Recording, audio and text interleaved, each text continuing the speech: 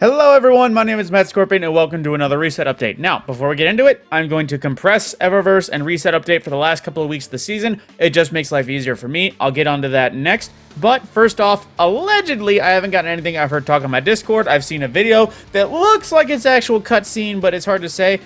So, Embargo Engine has a final room now, which supposedly it's like impossible to beat. All my Discord has been talking about how they haven't been able to figure it out. But then also, allegedly, the last wish, the actual last wish, the secret 15 wish, or the 15th wish from Last Wish, that exists now too. So, I won't get into that in this. Allegedly it exists, but I'll just get into that further. So, like I said, I'm going to start off with Eververse, because that's something quick and clean. We have a few shaders in the front, Aquatic Iridescence from last season. It's quite bright, quite nifty, and I gotta admit, I would like it for weapons more than I do armor. Also, none of the colors on the thing actually appear. We also have Sinking Feeling, which similarly so. This was the lightning shader from Season 19, one of the only live shaders that we got from Eververse, just because they decided to give us one. And we also have the Shadow Legion entrance, which is literally a Year 1, Season 1 transmat recolored purple and called new. Oop, pressed too many buttons. And we also have the Skitter Ghost Shell, which looks to be a Rock Eater Ghost Shell of some sort, with lots of moving parts. And lastly, on the front, we have the Rising Dawn emote, which is building a sword and just kind of holding it. And that's literally where it ends. You just kind of put it away. And into the main store. So we have a few things.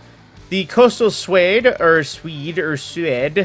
from Season of Opulence, which is something, another one of those just general coastal looks. And we also have Kite and Slate, which of all the shaders that I would say use this for, weapons, and honestly, proto weaponry, kind of, that looks nice. But also, put this on Fatebringer. Just trust me when I say that.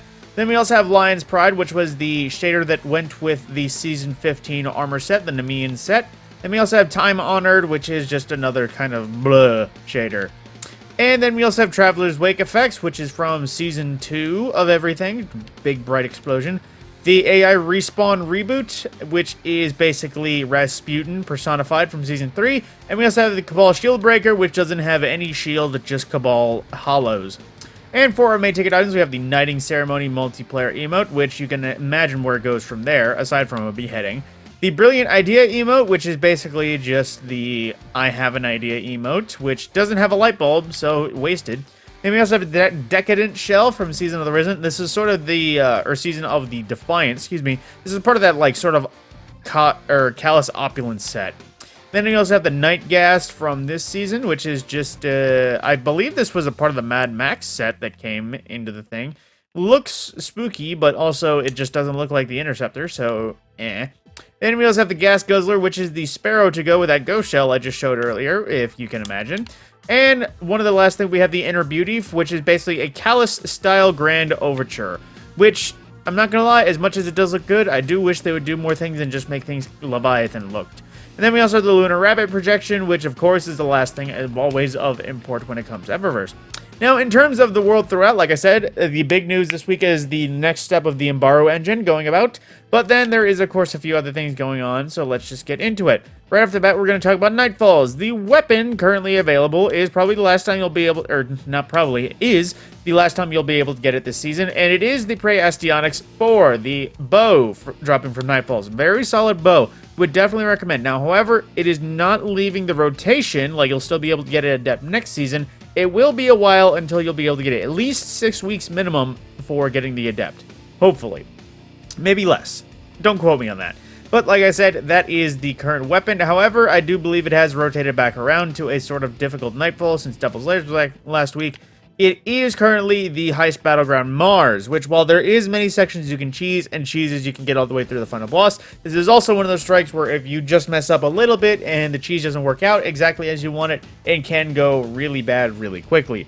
So, modifiers including all 3 elemental shields, barrier unstoppable champion since it's not Devil's Lair, solar threat for incoming solar damage being increased, the usual Grandmaster set, then also Fire Pit for Acolyte spawning fire, chaff for no radar, usual seasonal overcharge weapons, Strand and Void Surge, as well as overcharged machine gun.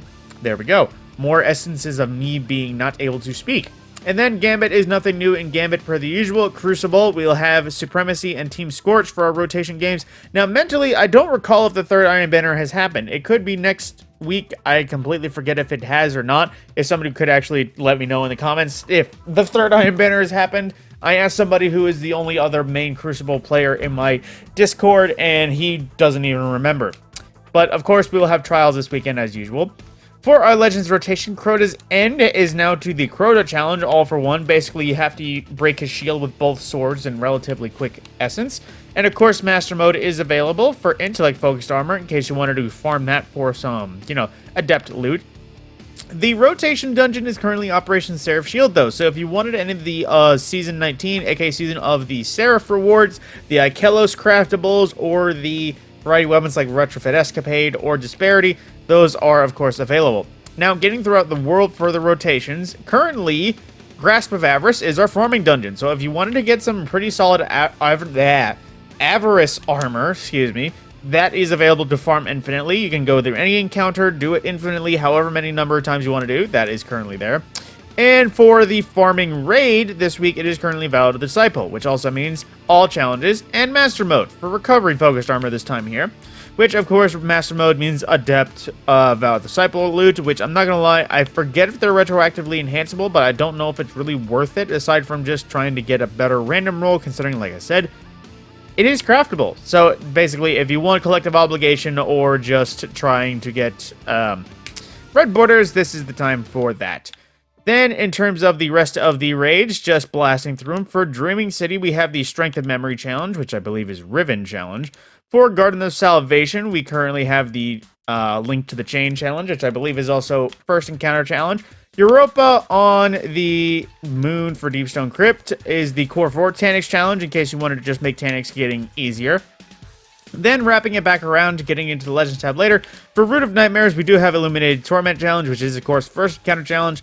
And going into the tab for our other reprised raids, for Vault of Glass, we have the Wait For It Challenge, Templar Challenge. And for King's Fall, we have the Hands Off Challenge, which I think is either Oryx Challenge or Daughter's Challenge. I officially forget, but I know Golgoroth wasn't too long ago. But with that, that's pretty much everything in terms of reset generally that's worth keeping track of. Of course, like I said, seasonal resets happening. I'm just going to skip over most of the old stuff just because who's really looking at that just yet. And then, of course, there is no more seasonal challenges, as with the last couple of weeks, we had got the last set. So if you're wanting to go through any of these and finish them up, try to get that large pile of Bright Dust, that is that. But, of course, that is pretty much the broad thing. Last thing to cover is, of course, Dares of Eternity and its rotation for Legend Mode. And then after that, I'm just going to sort of blitz and show off everything that is available in the stores. So we have Hive, Ballast, God, my mouth is just not working. Hive, Fallen, and Valis to Auric for the legendary Dares of Eternity rotation, in case you need to keep track of that, or just waiting for an easier turn to get through that. Now, I'm going to cover Banshee and Ada very briefly. I'm basically going to say what the names of things are, and supposed to rewarding them. On his front page, a lot of repeats. Whispering Slab, the bow. Shattered Cipher, the Void Machine Gun. Staccato 46, the Scout Rifle. Solar. Escape Velocity, Kinetic Submachine Gun, Shepherd's Watch, Kinetic Sniper Rifle, and then into the updated stuff we have the Lodbrok C, Kinetic Auto Rifle, Old Sterling, Strand Auto Rifle, the Number Arc Auto Rifle, Hand in Hand Arc Shotgun, Taipan 4FR, Void Linear Fusion Rifle, and Geodetic HSM, Void Sword, but also a pretty useless one. And just to keep things quick, we have a Black Armory shader, the House of Myron, which is basically the New Monarchy restored. And then we also have the New Pacific Sync, another old location one for an old location worn, but not really. And then another faction shader for War Cult Endgame, which this one did kind of look okay, but honestly, looking at weapons, it does look a little bit better, even if some things might not go the right way. But with that, that is the reset update. We have 3 weeks left of the season, and of course, at this point, with the recent addition of the final Imbaru, Jesus. With the final Imbaru engine, it's likely that they're going into the teaser for the next season, allegedly with The Last Wish. Maybe we're going back to the Dreaming City and taking it back, and then finally confronting Zivor Roth in her final form. Who knows? Maybe the entire season was the buildup of Zivor Roth just to kill her right before we go after the Witness and the Pale Heart.